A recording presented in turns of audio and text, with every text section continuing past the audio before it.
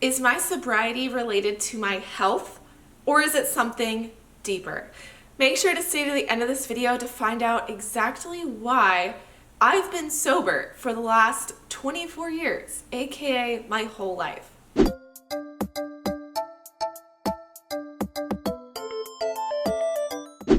Hi guys, I am Michelle Mills. I am a certified health coach that helps people heal eczema naturally and stop steroid cycling.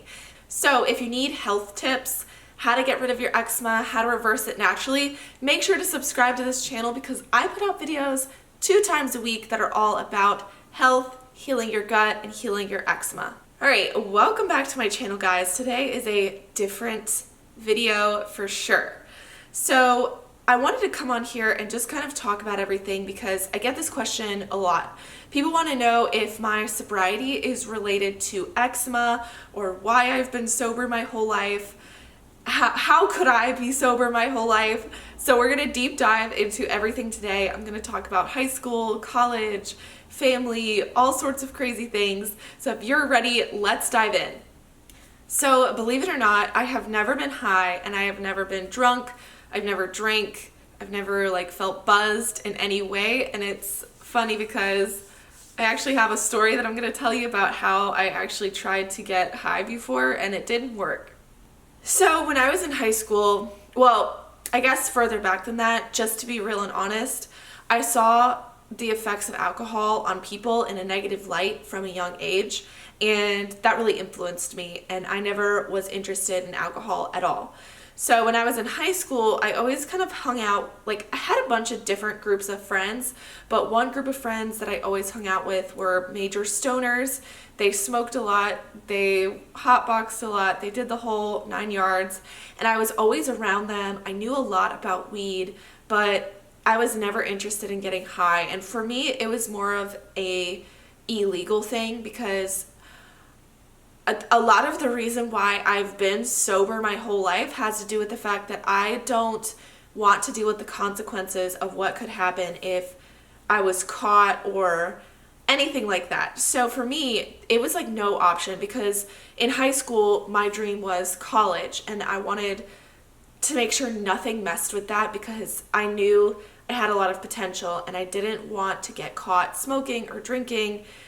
And it's funny because now I live in California where, I'm 24 years old and both are legal, so we'll get into that later. But in high school, makes sense. I didn't want to get in trouble. I was a goody two-shoes. I had good grades. I played sports. There was just no time for me to mess anything up. And so that's what high school was. Then I went to college and I partied. Actually, I partied a lot in high school and I partied a lot in college, except party for me just meant to literally go out to parties. So I would be out until 4 a.m. junior, senior year of high school, freshman, sophomore year of college, all the time. I was at the club, I was at parties, I was everywhere. I knew where the parties were, but I literally was sober the whole time. And it's funny because I don't think people knew that. I would go out to parties and they would play beer pong, and it would take them hours to realize that I was playing sober, if they realized it at all, which was really, really funny. So I would be kind of good at beer pong because I wasn't drunk. And so I'd just be and I played sports, so I was good at beer pong. But I don't know if people really knew that I never drank. And it was just a big joke between me and my friends. And the people closest to me knew that I never did anything. But I think the people that were outside of my circle were no, she's just saying that. She's obviously done something at some point. I went to something called Senior Week, which was after senior year, you go off to Senior Week and it's at the beach and everyone's just insane. And I stayed up for 3 days straight, got 4 hours of sleep. So I was acting pretty drunk because I was so tired. But all of us were so crazy, stayed sober then, just chilling with my people. And then college, had totally different group of friends. It never influenced me ever when people were oh, don't you want to drink? Drink this, or don't you want to smoke? You have to smoke. I would just be no, I'm good. I feel like I'm very good at getting myself out of situations. So like it was never a thing where people made me feel weird about it because I've always been a pretty confident person. So I'd just be like, no, I'm good. Like I'm fine. And those persistent people, I would just be like, here, you drink for me, and start like bugging them right back. Be like, no, like you drink for me. No, I'm good. We're just as lit. It's fine. And then I would just like walk away and it was fine. Yeah, so in college, never drank, never got high. I was not around weed at all when I was in college. I was definitely around alcohol a lot. I actually hate the smell of alcohol. If I ever did drink, I would drink wine.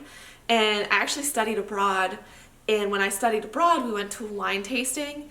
I just sniffed the wines.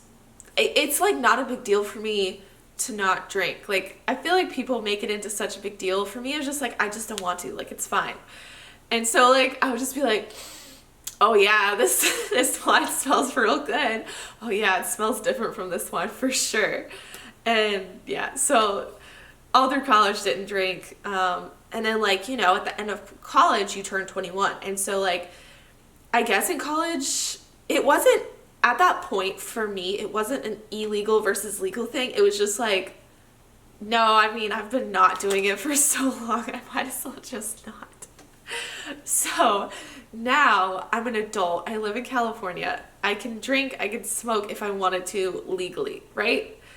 But it's still just like it's been so long now.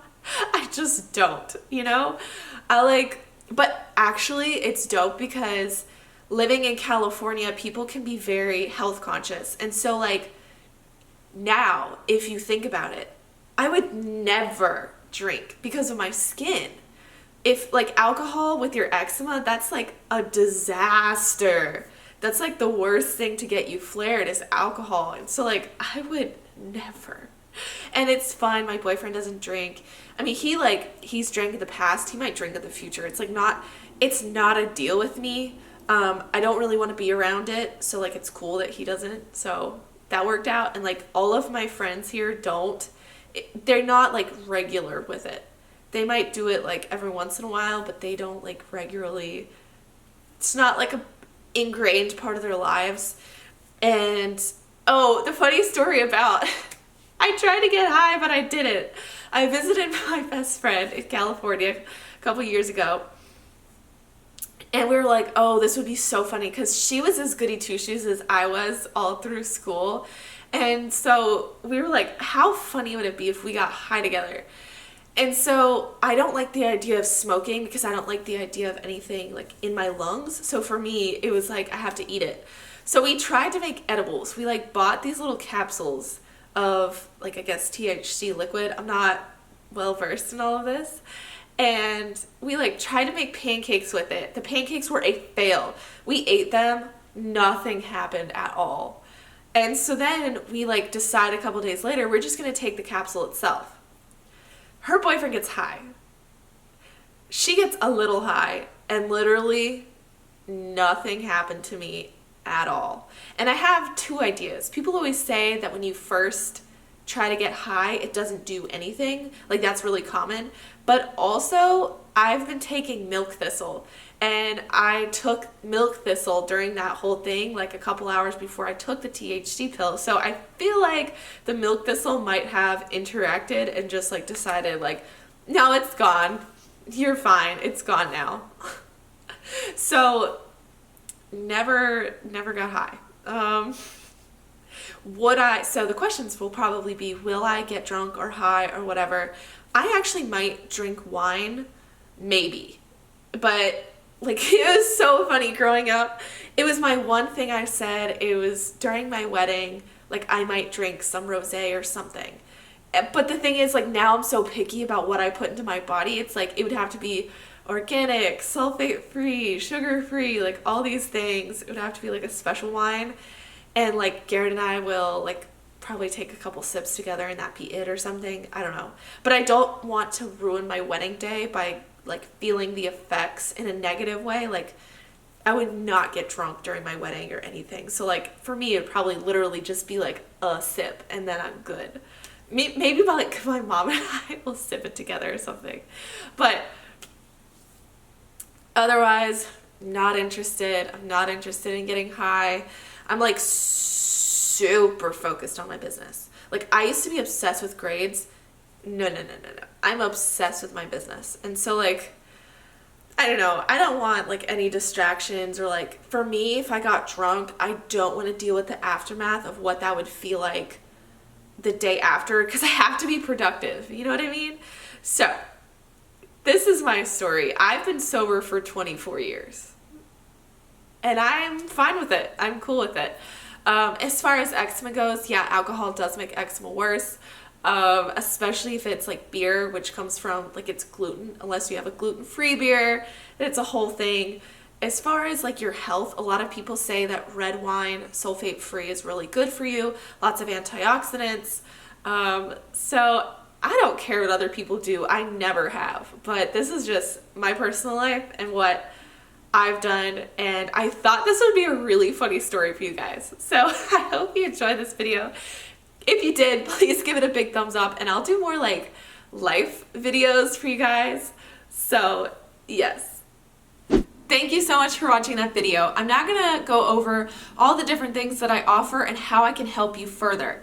So if you're looking for a support group, I do have a Facebook support group called Healthy Skin, Happy Living. It's an awesome community full of people all over the world. It's very diverse and people go in and just ask each other, you know, I have this problem, is it normal and am I okay?